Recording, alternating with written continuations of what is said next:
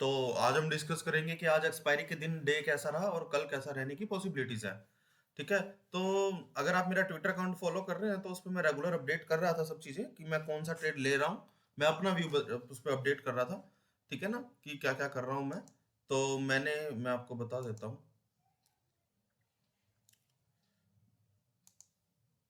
ये मेरा Twitter handle है।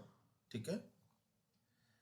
ये कुछ मेरे क्लाइंट्स, मतलब मेरे कुछ मेंबर हैं जो जैसा मैं कर रहा था वैसा ये फॉलो कर रहे थे, तो इन्हें प्रॉफिट हुआ है। ठीक है। ये मेरे आज के ट्रेड्स थे जो मैंने करवाए थे, जैसे कि ये हीरो जीरो पुट दी थी मैंने 18,850 की, 30 पे बाय करने के लिए 30 पे, 1880, 18,850 की। तो ये हमने 60 पे बुक की थी, ये एग्जिट एट 60। ठीक है। और हमने रिलायंस की एक पुट बाय करवाई थी 2760 की, है ना, 58 पे, जो कि हमने 67 पे एग्जिट करवाया। ठीक है। और एक मैं 18,800 की पुट 89 पे बाय करवाई थी। ठीक है। जो कि मैंने 100 और 102 पे मैंने एग्जिट करवाया हाफ क्वांटिटी, और रेस्ट को मैंने कैरी करवाया है। ठीक है। तो आज का जो आज का मैंने आपको एक चीज और बोला था कि जो एफ है ना, वो 18,600 की जो कॉल है उसको वो शॉर्ट करके गए हैं। वो 182 पे शॉर्ट करके गए हैं। ठीक है ना। तो जब मार्केट यहाँ नीचे आया एक शॉर्ट के लिए, यहाँ पे उन्होंने अपनी कॉल को एग्जिट कर लिया। यहाँ पे उनका ऐसे मतलब कि जो वो कॉल उन्होंने शॉर्ट की थी वो रेड मीन, क्या कहते हैं हम उसे, कि वो मीन कोस्ट टू कोस्ट पे एग्जिट हो गए, क्योंकि उन्हें लगा कि हम मार्केट को नहीं संभाल पाएंगे आज आज के लिए। तो वो यहाँ पे कोस्ट टू कोस्ट में उसमें एग्जिट हो गए, और उन्हें नो प्रॉफिट नो लॉस में वो एग्जिट हो गए। मार्केट को एक बार वो यहाँ लेके आए। ठीक है ना। और हमने आज आप देखेंगे मार्केट गैप अप ओपन हुआ। जिसने कल जो लॉन्ग कैरी करके गया था उसने पैसा बनाया। ठीक है। और दूसरा गैप अप होने के बाद में जिसने, अगर उसने होल्ड रखा है तो पैसा नहीं बनाया। ठीक है ना। और फिर उसके बाद में खुलने के बाद में जिसने शॉर्ट किया उसने पैसा बनाया। तो हमने मार्केट ओपन होने के बाद में शॉर्ट किया तो हमने पैसा बनाया। ठीक है। सेम बैंक निफ्टी के अंदर मार्केट ऊपर खुला और फिर नीचे आया था। ये देखिए यहाँ पे मैंने अपने क्लाइंट्स को 40,500 की पुट बाय करवाई थी 120 में, जो कि 250 260 पे हमने एग्जिट करवाई। ठीक है। आज मैं लाइव सेशन के अंदर वो मैंने दी थी उनको। तो ये आज का डेटा था, ये आज का था, है ना। मेरे को कल की क्या पॉसिबिलिटीज लग रही है, कल मुझे लग रहा है कि मार्केट थोड़ा नीचे आना चाहिए। ठीक है। फंड फ्लो ये इंडिकेट कर रहा है। और मुझे लगता है कि एक बार अम, जो इलेक्शन का रिजल्ट आने से पहले, या इलेक्शन का रिजल्ट मान लो आप, या ये 5 तारीख को जो एग्जिट पोल आते हैं उससे पहले 18,500 निफ्टी एक बार टच करेगा। मीन हाई प्रोबेबिलिटी मुझे लग रही है, ये मेरा व्यू है। ठीक है। बाकी देखते हैं। तो अम, मेरे को अपसाइड में ज्यादा से ज्यादा 19,000, इससे ऊपर नहीं दिख रहा मार्केट। ठीक है। तो मैं मेरी जो शॉर्ट की पोजीशन है निफ्टी फ्यूचर की, वो मैं कैरी कर रहा हूँ 18,878 पे मैंने शॉर्ट किया हुआ है। ठीक है। और वो स्पॉट के हिसाब से मैं आपको ये प्राइस बता रहा हूँ। ठीक है ना। और अगर मार्केट के कंट्रीब्यूशन की बात की जाए तो आज मार्केट के अंदर एडवांस बहुत ज्यादा थे, डिक्लाइन बहुत कम थे। ठीक है। और एडवांस में हम माने तो सबसे नंबर वन पे टीसीएस था। मतलब आईटी सेक्टर ने एक अच्छा मार्केट को ऊपर रखा, फिर एचडीएफसी बैंक आया। ठीक है। मतलब ऊपर रखने में थोड़ा सा आईटी सेक्टर का ज्यादा कंट्रीब्यूशन था। ठीक है। Reliance end of the day जब गिरा था मार्केट बाद में, तो उसने मार्केट को नीचे लाने की कोशिश की। आईसीआईसी बैंक गिरा आज। ठीक है। तो अगर हम ऑप्शन चेन की अगर हम एनएससी के डेटा की बात करें तो उसके अंदर एफआईज ने 1,500 करोड़ का बेचा है। ठीक है। डीआईज ने 2,426 करोड़ का खरीदा है। अगर ये वहां पे बेचने, अगर ये ना खरीदते आज, तो मे बी आज वो 18,600 जो एफआईज ने सोचा था कि, एक्चुअली क्या है ना कि एफआईज को लगा कि डीआईज खरीद तो रहे नहीं है, क्या पता कल भी ना खरीदें। ठीक है। तो उन्होंने उस हिसाब से वो बनाया था कि 18,600 आएगा। अगर ये नहीं खरीदते, जैसे कि 2,600 1,000 करोड़ की जो बाइंग हुई है, ये ना होती एक्स्ट्रा, तो डेफिनेटली 18,600 था। तो हमारी रीडिंग में कोई प्रॉब्लम नहीं थी, हमारी रीडिंग बिल्कुल परफेक्ट थी। ठीक है।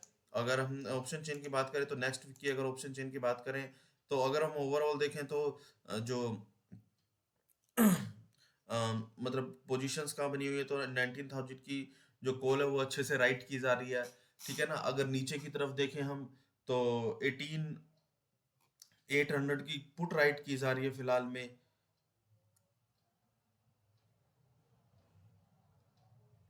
और 18,000 पे बहुत ज़्यादा हाईएस्ट ओआई आ गया है, ठीक है।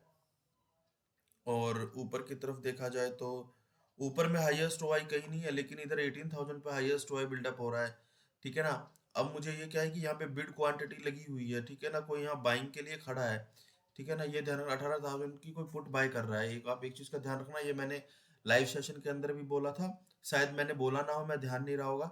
ये बिडिंग क्वांटिटी है यहाँ पे, अगर ये बिडिंग क्वांटिटी कल मॉर्निंग में नहीं हटती, आप इसे नोट डाउन कर लीजिए, 287,300, ठीक है। अगर ये बिडिंग क्वांटिटी कल नहीं हटती है, दैट मीन कि कोई इसे बाय कर रहा है 18,000 की कॉल पुट को, क्योंकि इलेक्शन का रिजल्ट क्या पता क्या हो सकता है, ठीक है ना। और क्या पता कोई इसे बाय कर रहा है तो पाँच छः सोच रहा है कि ये डबल भी होगी, तो उसका पैसा डबल हो गया, चाहे वो कितना भी लगा रहा हो, ठीक है। और तो आप समझ सकते हैं मैं क्या कहना चाह रहा हूँ, यहाँ पे थोड़ा ध्यान रखिएगा इसका।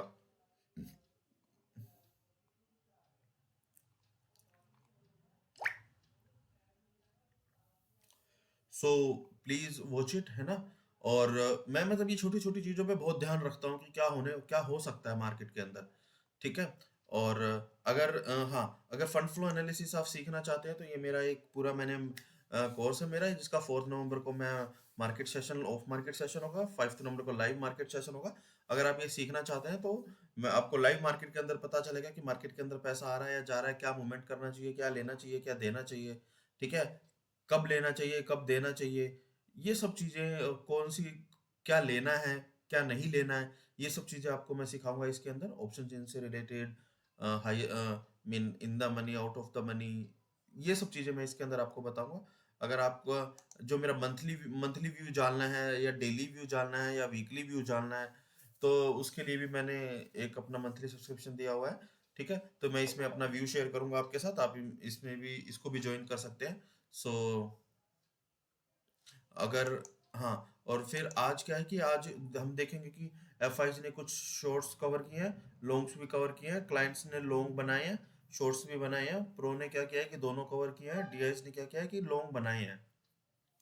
तो अभी भी एफ की डीआईज की जो लॉन्ग्स है वो 80,500 की है, ठीक है। और लेकिन इन्होंने पुट जो है ना, पुट लॉन्ग किए हैं 42,000, तो ये थोड़ा घंटे खतरे की घंटी बन जाता है, क्योंकि जब पुट लॉन्ग होती है ना, तो दैट मीन कि वो बिल्कुल छोटे टर्म के लिए होती है। पुट पुट का जो काम होता है ना, वो ऐसा नहीं कि नेक्स्ट एक्सपायरी पे शिफ्ट हो रहा हो, वो पुट का काम होता है इसी एक्सपायरी पे खत्म होना। तो अगर इसी एक्सपायरी के लिए ये पुट है, तो कुछ 42,000 कॉन्ट्रैक्ट अच्छे खासे होते हैं, ठीक है। तो देखते हैं क्या हो सकता है। और मे बी एफ ने जो ऑप्शन के अंदर देखा जाए तो पुट लॉन्ग की हुई है, क्लाइंट्स ने कॉल लॉन्ग की हुई है, प्रो ने पुट लॉन्ग की है, डीआईज ने तो पुट लॉन्ग की है, मैंने भी आपको दिखाया। अगर किसी कारण से कल मार्केट गैप अप ओपन हो जाती है तो प्लीज डोंट बाय, जैसे कि मैंने आज भी, कल के लिए भी कल भी बोला था कि अगर किसी कारण से मार्केट गैप अप ओपन होती है तो आपको शॉर्ट करना है, ठीक है। Due to option position sell if gap up, so आज भी यही है कि due to option position sell if it gap up, आज भी यही बोल रहा हूं मैं कि अगर कल गैप अप ओपन होता है तो ऑप्शन की जो पोजीशन है ना, उसकी वजह से आपको क्या करना है कि आपको सेल करना है, ठीक है ना। तो ध्यान रहे, आपको कल बाय नहीं करना है, ये ध्यान रहे आपको। सो आज का ये मेरा खत्म हुआ, ये मैंने रिलायंस सेल करने के लिए बोला था। एक मेरे क्लाइंट्स हैं, मैं लाइव मार्केट के अंदर उनके साथ था, तो मैंने उनको बताया, तो मैंने मतलब अगर उनके पास कैपिटल थी तो मैंने इसीलिए, मतलब काफ़ी सारे क्लाइंट थे, मैंने सबको बोला था एक्चुअली, मैं उनका नाम क्यों लूँ, है ना। तो मैंने बोला कि आप सेल कर दीजिए, उन्होंने एग्जैक्ट यहीं पे सेल किया था, 2770 के आसपास सेल किया था, ठीक है। और उन्होंने मे बी फ्यूचर के अंदर 35 पॉइंट्स लिए हैं, ठीक है। सो कल मेरे को लगता है कि ये 2717 को टच करना चाहिए रिलायंस को, तो देखेंगे क्या होता है। सो इतना ही काफ़ी है, ठीक है। Thank you for everyone watching me, please share subscribe my YouTube channel, ताकि मैं और वीडियो बनाऊं और अच्छे से आपको समझा सकूं। Thank you.